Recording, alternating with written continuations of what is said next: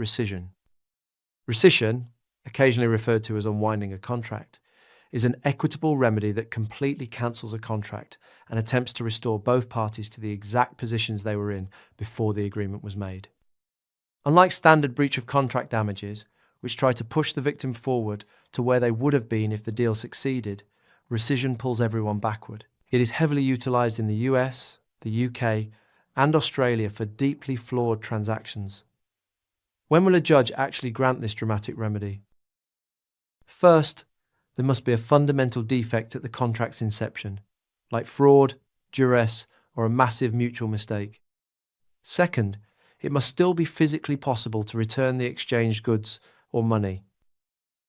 If the goods have already been consumed or destroyed, full rescission becomes incredibly difficult, and courts will look for other financial solutions.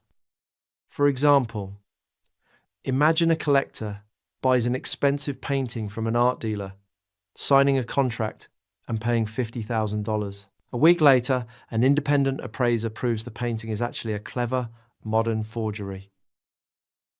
The collector immediately sues the dealer for fraud and demands rescission. The judge agrees and unwinds the contract.